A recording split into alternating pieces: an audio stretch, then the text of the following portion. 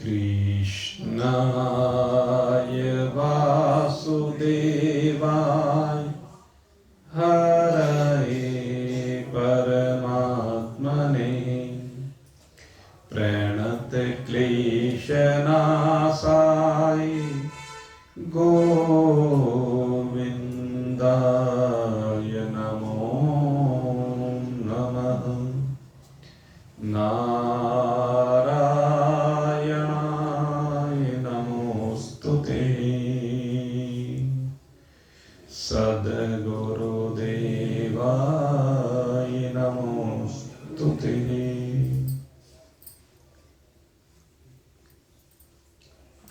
उपस्थित कल्याण स्वरूप जिज्ञासु वृंद, श्री हनुमंतलाल की असीम महान महती कृपा से कल हम सभी ने बड़ी श्रद्धा के साथ, भाव के साथ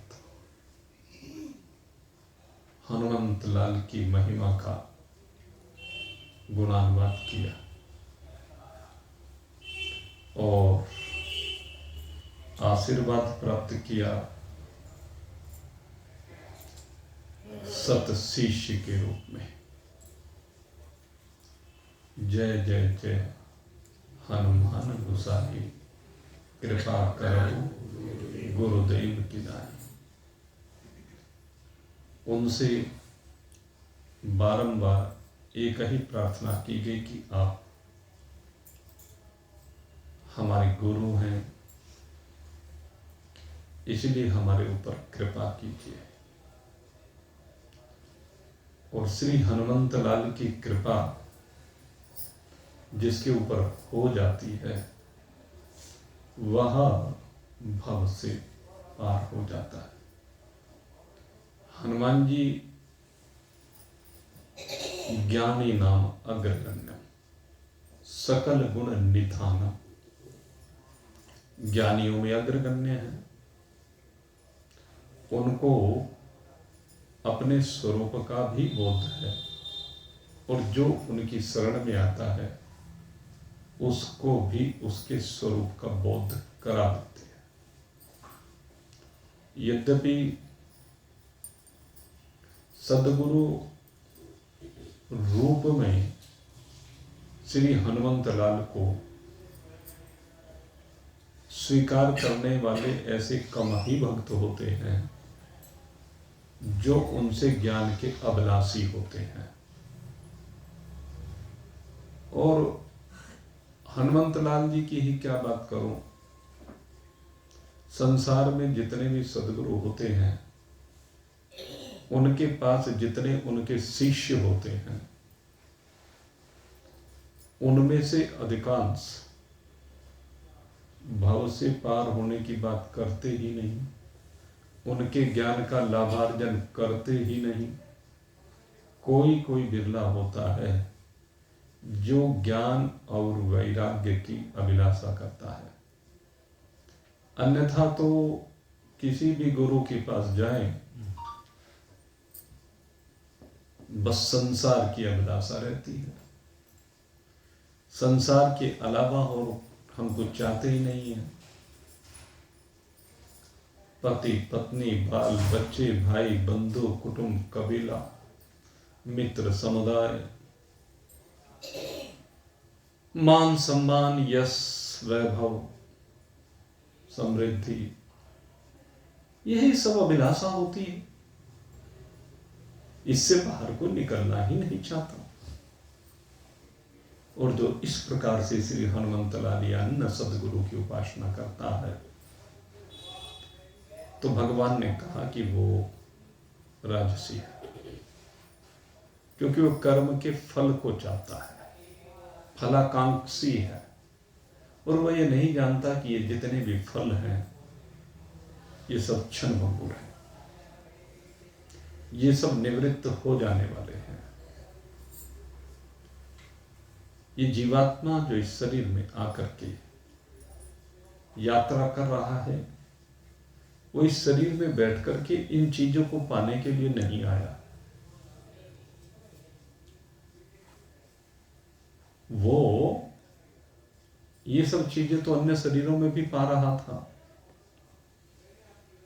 आप ये कहेंगे कि चलो भोजन की बात तो मान लेते हैं, भय निद्रा आहार मैथुनम च, ये सब बात तो मान लेते हैं कि ये पशु शरीर में, पक्षी शरीर में, अन्य शरीरों में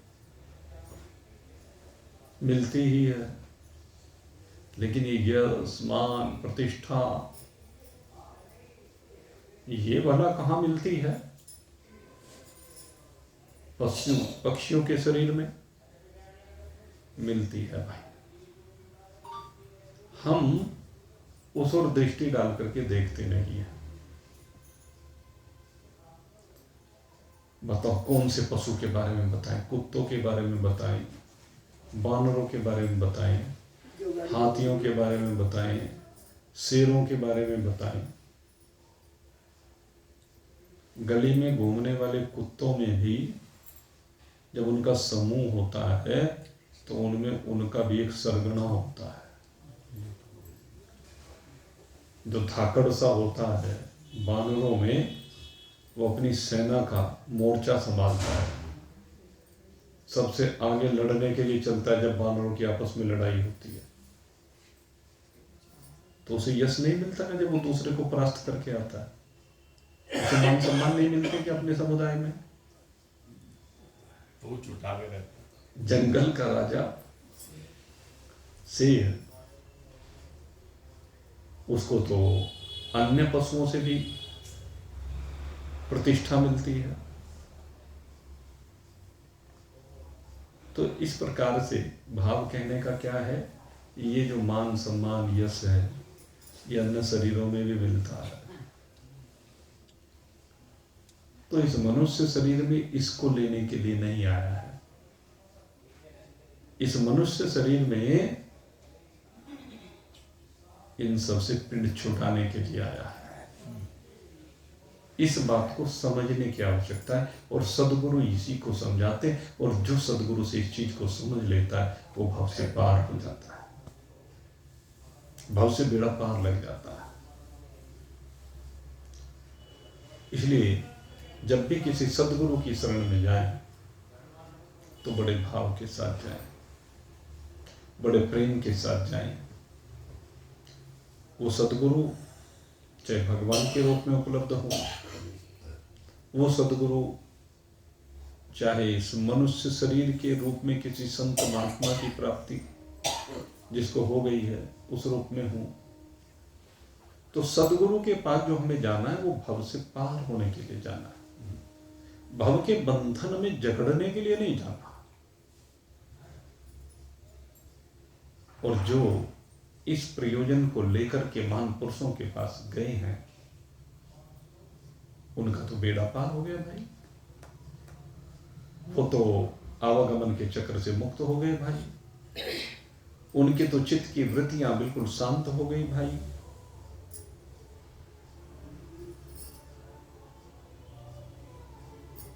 महान पुरुषों की कृपा यही तो होती है। समस्त दुखों की कारण सहित निवृत्ति ये महान पुरुषों की कृपा है। इस कृपा के लिए जन्म जन्मांतर के प्रयास चल रहे हैं। भाग्यवान हैं आप सब लोग जो आप इसी मार्ग पर आगे बढ़ रहे हैं। इस मार्ग पर चढ़ने वाले बहुत ज्यादा नहीं हुआ करते, क्योंकि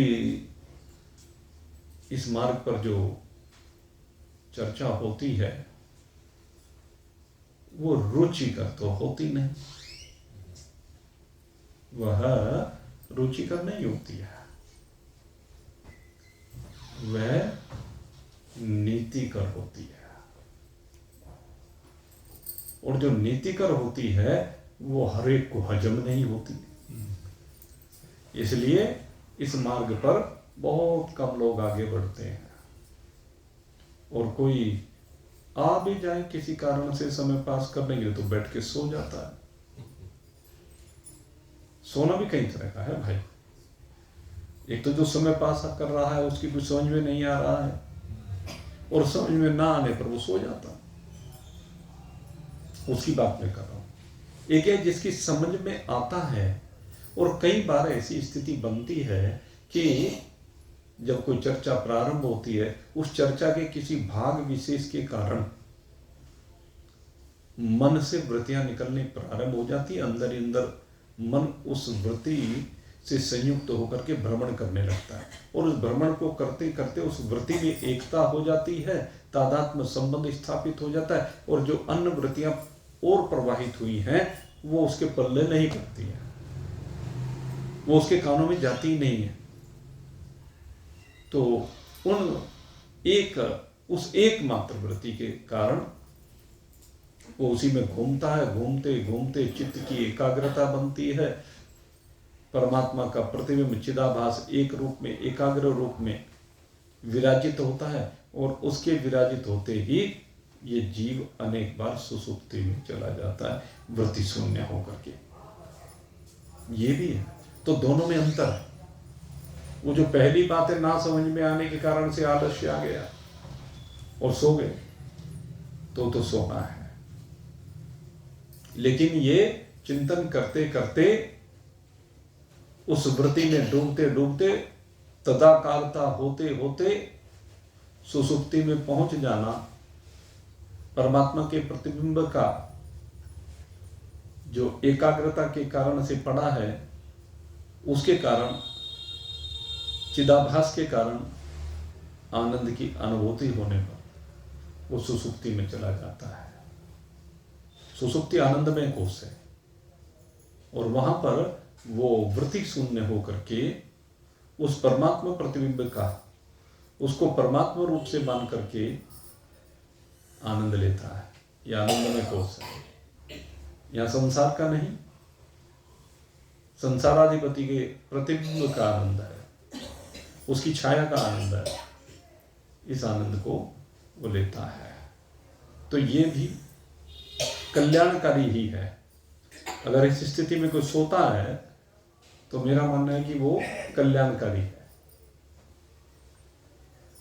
लेकिन आलस्यवश, प्रमादवश, नासमझी के कारण जो सोता है तो उसे जगाने की आवश्यकता है। वैसे तो साधकों को सभी को सजग किया जाता है, सभी को जगाया जाता है, गा गा करके उत्तिष्ठ जागृत प्राप्य ब्राह्मणी बोलते हैं। अरे वो के संसार में भ्रमण करने वाले जाग और अपने स्वरूप का बोध कर। महान पुरुष समझाते हैं, उठ जाग मुसाफिर भोर भई, अब रहने कहाँ जो सोवत है, जो सोवत है सो जो जागत है सो पावत है। उठ जाग मुसाफिर भोर भई, अब रहने कहाँ जो सोवत है। टोक नींद से अखियाँ खोल जरा, और अपने प्रभु से ध्यान लगा। टोक नींद से अखियाँ खोल जरा, और अपने प्रभु से ध्यान लगा। यह प्रीत करने की रीत नहीं, प्रभु जागत है तू सोवत है। यह प्रीत करने की रीत नहीं, प्रभु जागत है तू सोवत है। उठ जाग मुसाफिर भोर भई, अब रहने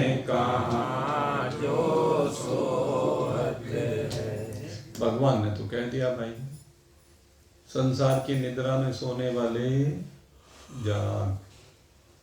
महान पुरुष इसीलिए आए हैं कि तुझे जगा रहे हैं।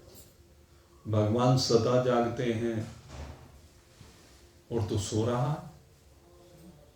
इस मनुष्य शरीर में भगवान जाग रहे हैं, तुझे उठा रहे हैं, तुझे जगा रहे हैं, तुझे कह रहे हैं आजा, आ मेरी ओर आ, मैं तेरा हाथ पकड़ने के लिए तैयार बैठा हूं, मैं तुझे आनंद देने के लिए तैयार बैठा हूं, मैं तुझे अपना बनाने के लिए तैयार बैठा हूं। और कृष्ण भगवान तो भाई है, सबको कहते हैं। कृष्ण भगवान ने सबको जगाया है और आज भी जगा रहे हैं।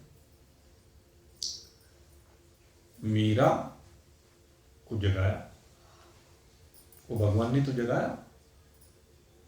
जब ही तो विवाह के अवसर पर ही कहने लगे मेरा तो साजन तू ही है, मेरा साजन तू ही है। ये तो मिट्टी का है, 2 दिन का मेहमान है, असली तो तू ही है, मेरा वास्तविक पिया तो तू ही है, मैं तो तेरे साथ फेरे फेरूंगी। इसको भर करके क्या करना है? ऐसे बर को काबरूं जो जीवे और मर जाए। ये सारे शरीर मरने वाले हैं, फिर से जन्मने वाले हैं। ऐसे बर को काबरूं जो जीवे और मर जाए। बर बर यूं गोपालनु मारो चुड़लो अमर हो जाए। बर बर यूं गोपालनु मारो चुड़लो अमर हो जाए। मीरा ने इस युग में वर्ण किया, रुक्मणी ने उस युग में वर्ण किया। बात तो दोनों की एक ही है। रुक्मणी ने भगवान को संदेशा भेज दिया, मैंने तो आपका वर्ण कर लिया है, अब मेरा संबंध केवल इस शरीर तक नहीं है। शरीर तो सब विनाशी है, परमात्मा के साथ संबंध शरीर से थोड़े ना होता है। शरीर तो माध्यम होता है उसके चरणों में समर्पित होने के लिए। मीरा भी, रुक्मणी भी भगवान की ओर बढ़ी है, भगवान के उस अविनाशी मंदिर की ओर बढ़ी है। भगवान को रिझाने के लिए इस शरीर से नृत्य करके दिखाया है। मीरा श्री गिरधर आगे नाचूंगी, बनवारी आगे नाचूंगी, नाच नाच पिए रसिक लुभाऊं। मीरा का भाव यही तो था, लुभाने के लिए वो मंदिर में जाती है, बड़ी श्रद्धा के साथ जाती है। भगवान तुम्हारे मंदिर में मैं तुम्हें रिझाने आई हूँ। भगवान तुम्हारे मंदिर में मैं तुम्हें रिझाने आई हूँ। वाणी में तनिक मिठास नहीं, वाणी में तनिक मिठास नहीं, पर विनय सुनाने आई हूँ। भगवान तुम्हारे मंदिर में मैं तुम्हें रिझाने आई हूँ। भगवान को रिझाने के लिए गई है मंदिर में। के लिए मेरे पे गाना तो आता नहीं, मेरे से संस्कृत के श्लोक तो आते नहीं, पर फिर भी मैं आपके चरणों में विनती करने आई हूँ। मेरी विनती बारंबार, हरि आ जाओ एक बार। मेरा छोटा सा संसार हरि आ जाओ। और छोटा संसार है, कितना छोटा संसार है कि मेरे संसार में बस तू है, मैं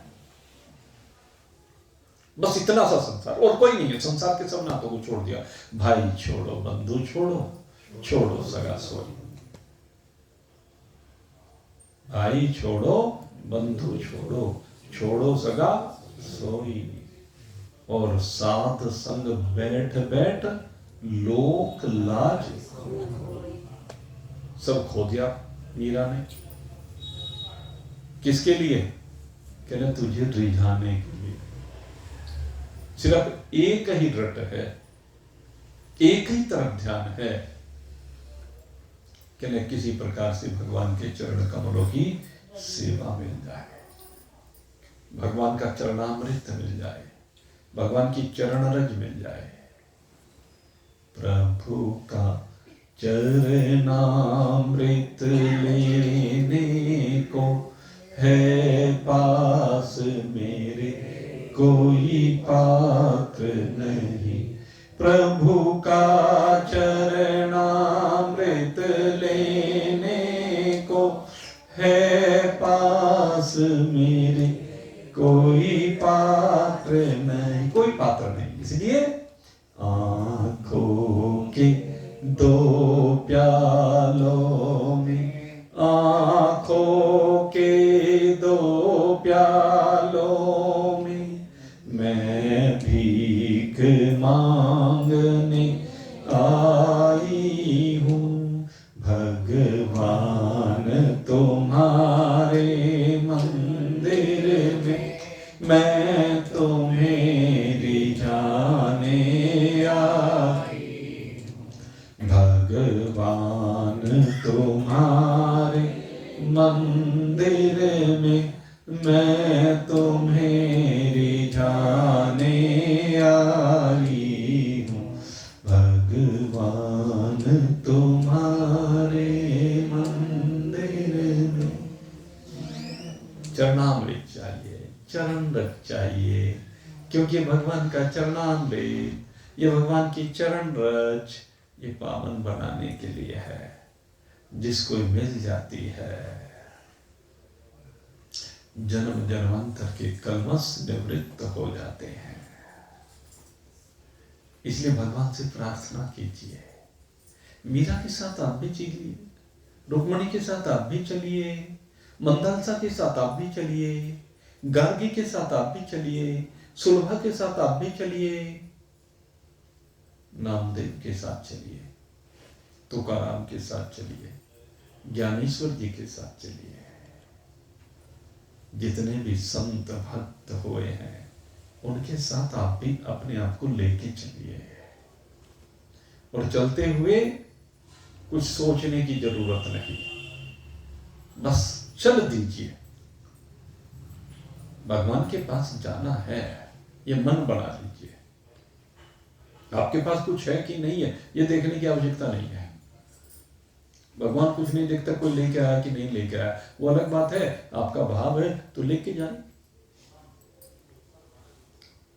सुदामा के अंदर भी तो यही भाव था ना कि मेरे पास कुछ नहीं है, भगवान के पास जा रहा हूं, ऐसे खाली हाथ कैसे जाऊं।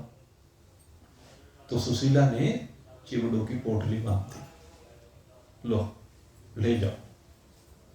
2 मुट्ठी चिवड़े पोटली बांध के अंटी में लगा ली। पहले अंटी बोला करते थे यहाँ, जब धोती में वो लगाई जाती है सब। उसमें क्या होता था, जितने लाला लोग जब कभी शहर में जाया करते थे तो उस अंटी में माल लेके जाया करते थे। तो वो तो माल लेके जा रहा है, अब भी अपनी अंटी में माल लेके जाइए। विधान है ये। भगवान के दरबार में खाली हाथ नहीं जाना चाहिए। भगवान की सेवा में कुछ न कुछ न्यौछावर करके आना चाहिए। ये एक सांसारिक शास्त्र विहित विधान है, लेकिन नहीं है, कोई बात नहीं, जाइए। दूसरा भाव है, रुक्मणी का भाव है। एक राजा की बेटी कहती है, प्रभु कुछ नहीं है मेरे पास।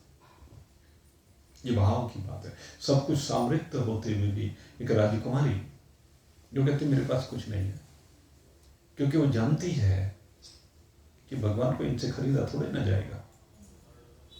ये तो एक न्योछावर है, प्रेम का भाव लेकर के समर्पण है, वो एक अलग बात है, लेकिन उसका भाव तो दूसरा है। प्रभु अरे लौकिक चीजों को क्या भेंट करूं तुम्हें, जब भेंट ही करने की बात है तो मैं तो अपने आप को ही समर्पित कर देती हूं, अपना सर्वस्व समर्पित कर रही हूं। तुमसे लेकर क्या भेंट धरूं भगवान तुम्हारे चरणों में, तुमसे लेकर क्या भेंट धरूं भगवान तुम्हारे चरणों में।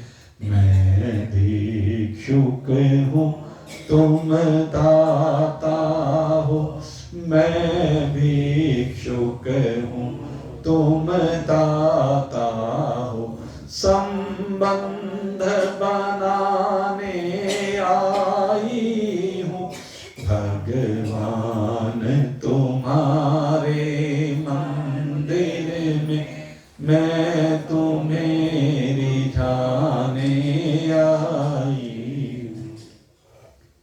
किस लिए गई है रुक्मणी जी? कि मैं तुम्हारे साथ एक संबंध जोड़ने के लिए आई हूं, तो जोड़ लो संबंध। उस अपने प्रेमी के साथ अपना संबंध जोड़ लीजिए, और ऐसा संबंध जोड़िए कि भगवान भी तोड़ ना सके। इस संबंध की डोर इतनी मजबूत होनी चाहिए, भगवान भी उस संबंध को तोड़ ना सके, ऐसा मजबूर कर दीजिए भगवान को। ऐसे डूब जाइए प्रेम में, ना प्रेम, असीम प्रेम। मीरा वाला प्रेम कहां है कि बस तू मेरा मैं तेरा, और तेरे मेरे के अलावा कुछ है नहीं, तेरे और मेरे अलावा है ही नहीं कुछ मेरी दुनिया में। मेरा छोटा सा संसार, उस मेरे छोटे संसार में तू है, मैं हूं, दूसरा कोई है नहीं। ऐसा संबंध बनाए, इतना प्रेम कीजिए कुछ दिखे ही नहीं। जैसे वो नंद था ना, वो भगवान गौतम बुद्ध का भाई लगता था, और उसका उसी समय विवाह हुआ। बहुत सुंदर उसकी रूपवती पत्नी थी, और बुद्ध ने आकर के द्वार पर अलख जगाई। उसे अलख नहीं सुनाई थी, वो क्योंकि उसके प्रेम में डूबा हुआ था, अंधा हो गया था। कामी जिमी नारी प्रिय, इसीलिए गोस्वामी जी ने कहा है, कामी जिमी नारी प्रिय, लोभी प्रिय जिमिताम। जिसके अंदर लोभ घुसा रहता है, उसे सारे दिन पैसा ही पैसा दिखता है, और कुछ दिखता ही नहीं। अब पैसा भर जाए मेरी तेरी, पैसा भर जाए, उसे निकालना नहीं चाहता, बस भरना ही भरना चाहता। तिजोरी की शोभा तभी है आता रहे जाता रहे, आता रहे जाता रहे, आता रहे जाता रहे। ये शोभा तभी है, ठेक लगाने में शोभा नहीं है। ये नियम है भाई, भगवान का नियम है। तो कहते हैं नियम में परिवर्तन ये कर दीजिए, जैसे वो धन में डूबा हुआ है और वो अपने कामी जिमी नारी प्रिय, नंद की तरह से। ऐसे ही आपको रघुनायक प्रिय हो, ऐसे आपको राम जी प्रिय हो, बस और कुछ दिखे नहीं, ऐसा भाव हो। और ऐसा भाव लेकर के भगवान के मंदिर में ले जाने के लिए चलिए। कुछ ले जाने की आवश्यकता नहीं अगर नहीं है। सेवा की कोई वस्तु नहीं, फिर भी मेरा साहस देखो। सेवा की कोई वस्तु नहीं, फिर भी मेरा साहस देखो।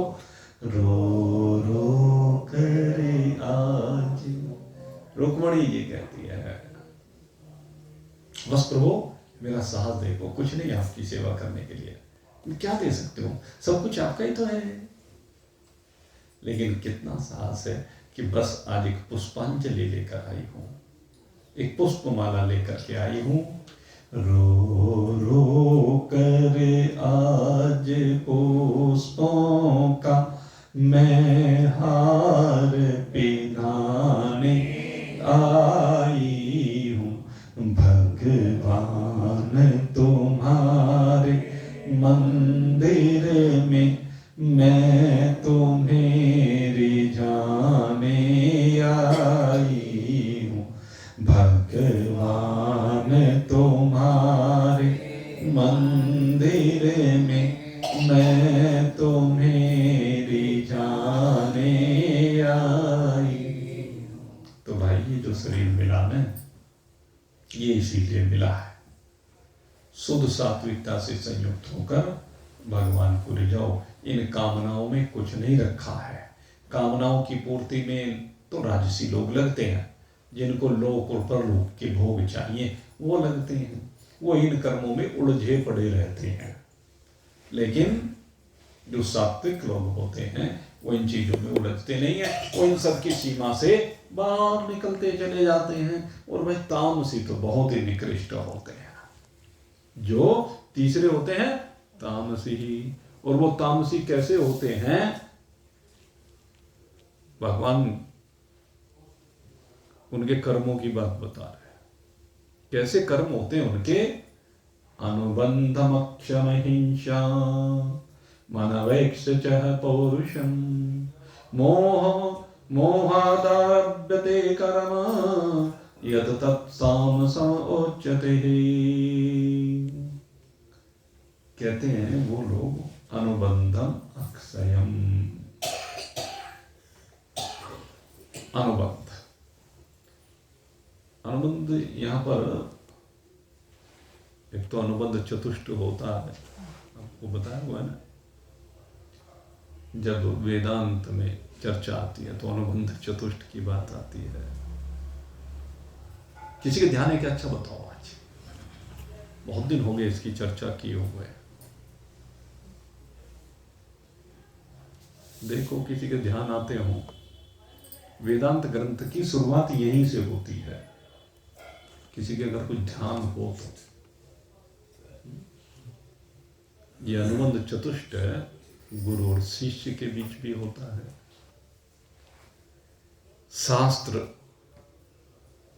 और उसके पढ़ने वाले के बीच में भी होता है। एक तो आया निकल करके,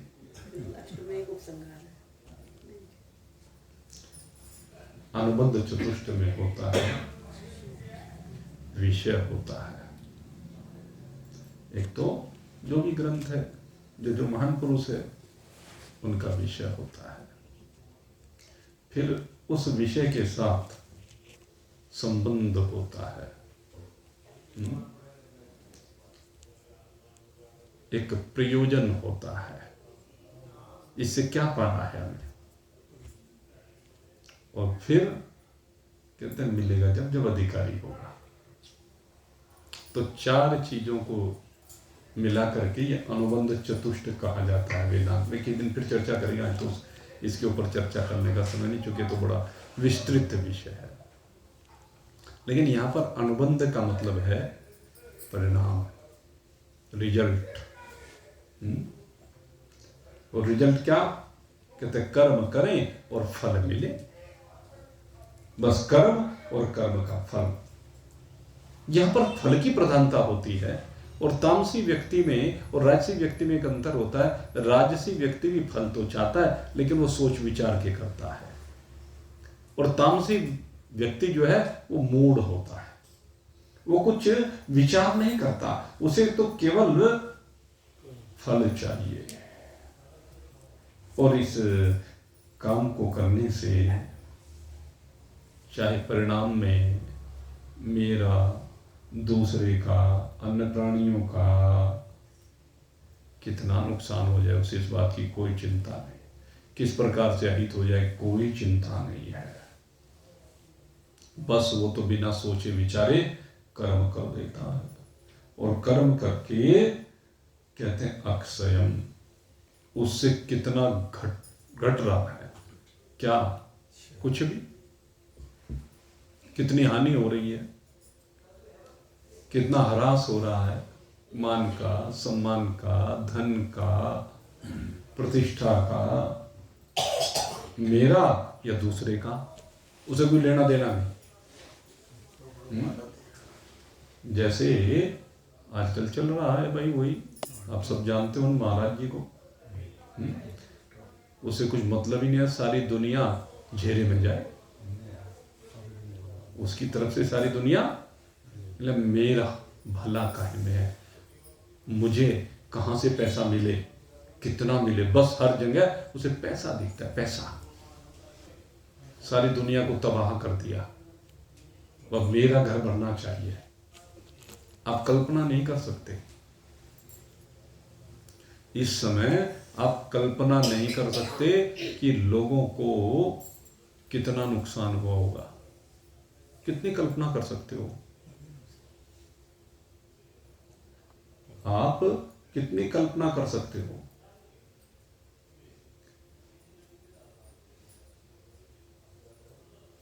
$700 800 करोड़ आदमियों को नुकसान है। और कितना नुकसान है आप विचार करके देखिए। 700 800 ऐसे ऐसे लोग हैं जिनके लाखों करोड़ चले गए, लाखों करोड़। रुपए का माल 10 पैसे का रह गया, विनिष्ट हो गया। हजारों हजारों करोड़ के माल जीरो हो गए। कोई कल्पना कर सकता है? ईरान में तो जो हुआ, चलो वो तो हुआ ही है, इजराइल में जो हुआ हुआ ही है, उस खाड़ी के देशों में जो हुआ हुआ ही है, लेकिन राष्ट्रों का, व्यक्तियों का कितना नुकसान है और उसकी भरपाई कैसे होगी? कल्पना करके देखिए। इसे कहते हैं तामसी भाव, कि जो मूढ़ व्यक्ति होता है वो ये नहीं देखता कि इससे मेरी क्या हानि होगी। हानि उसकी नहीं हो रही, सारी दुनिया में थू थू हो रही है। सारी दुनिया में हर व्यक्ति के लिए क्या पाया इससे? हो रही है ना थू थू। अपने आप ही अहंकार से संयुक्त होकर के मैंने विजय प्राप्त कर ली कहता, और सब कह रहे देखो कैसा पागल है, ये कह रहा मैंने युद्ध जीत लिया, वो उसको हिला नहीं पाया, डिगा नहीं पाया, ढिंडोरा पीट रहा है। जीत गया भाई वो वास्तव में, इसमें कोई दो नहीं। आप कल्पना नहीं कर सकते उसने कितना पैसा कमाया। इस 40 दिन में कितना पैसा उसने कमाया है, और नींव रख दी पैसा कमाने की। परमानेंट हजारों करोड़ हर महीने अमेरिका की तिजोरी में जाया करेंगे। नींव रख दी उसने, तो उसकी दृष्टि केवल पैसे पर है, अन्य पर नहीं। कितनी बेइज्जती हो रही है, इतिहास क्या कहेगा? ये जो दाग लग गया, पीढ़ी दर पीढ़ी इसको याद करेगी। कोरोना 2 साल तक बड़ा विध्वंस मचाया। हम लोगों ने, सबने देखा। क्या पूरी जिंदगी हम में से कोई भूल पाएगा क्या कोरोना? उसकी स्मृति आकर के, उन दिनों की स्मृति आ जाती है ना, और आगे बच्चों को भी सब बता के जाएंगे भाई ऐसा कोरोना था। आने वाली पीढ़ी को बता के जाएंगे ऐसा ऐसा हुआ था भाई। तो ऐसे ही आने वाली पीढ़ियों को बता के जाएंगे कि एक ऐसा आदमी हुआ था। जैसे को था ना मोहम्मद तुगलक। मोहम्मद तुगलक का नाम लेते ही उसको किस नाम से प्रसिद्ध है? वो किसी भी इतिहास जिसने पढ़ा है, सभी ने पढ़ा है, इतिहास के पन्नों में दर्ज हो गया पागल बादशाह। उसके नाम के साथ लिखा जाता है पागल बादशाह, इतिहास में लिखा जाता है। हिटलर चला गया, क्या लिखवा के गया? क्रूर, तानाशाह। इतिहास में तो लिखा गया ना। जाने के बाद भी एक धब्बा लगा हुआ है। रावण चला गया, क्या लिखवा के गया? अहंकारी, पापाचारी, दुराचारी, मांसभक्षी, शराबी। कौन सा गुण नहीं था उसमें? क्योंकि कर्म के फल के ऊपर विचार नहीं किया, बस कर दिया, सारे कुल का नाश करा दिया। ये है तामसी। अनुबंधम अक्षयम हिंसा। उसे जो हिंसा कर रहा है उससे कोई लेना देना नहीं है, लोगों को मार रहा है उससे कोई लेना देना नहीं है, संतों का लहू पिया जा रहा है, उनको मांस भक्षण किया जा रहा है, उससे कोई लेना देना नहीं। वो कुछ सोचता ही नहीं। अनवेक्ष च पौरुषम, वो बिना कुछ देखे ही बस आंख मीच करके कर रहा है। मोहादारम प्रति नर्म, और उसके कर्म कैसे हैं? मोह से संयुक्त है, मूढ़ता से संयुक्त है, नासमझी से संयुक्त है। ऐसे कर्म करने वाले को भगवान कहते हैं यत तत तामसम उच्यते, उसको तामस व्यक्ति कहा जाता है। तो ऐसे तामसी व्यक्ति की तो खैर बहुत ज्यादा चर्चा भी करके क्या करना है, सात्विक की चर्चा करनी चाहिए, वही हमने की है। तो खैर ये 3 प्रकार के कर्मों करने वालों की चर्चा हुई। अब 3 प्रकार के कर्ता की चर्चा भगवान श्री कृष्ण गीता जी में ये 26वें श्लोक से प्रारंभ करने जा रहे हैं। और भगवान सबसे पहले सात्विक की ही चर्चा करते हैं। आप कहीं देख लें, हर चर्चा में सात्विक की पहले चर्चा की करने, पहले सही बात सामने आ जानी चाहिए। जब बुद्धि सही हो जाएगी फिर नीचे वाले को भी देखेंगे तो उससे विमुख नहीं होंगे फिर। इसलिए भगवान सात्विक की बात करते हैं। और अब ये सात्विक की चर्चा परसों को करेंगे भाई। कल को मेरे को थोड़ा सा काम है, इसलिए मेरे को विश्राम करना पड़ेगा, और परसों फिर आपकी सेवा में उपस्थित होंगे। तब तक के लिए भाई जय राम जी की। बोलिए सच्चिदानंद भगवान की। मोर मुकुटवंशी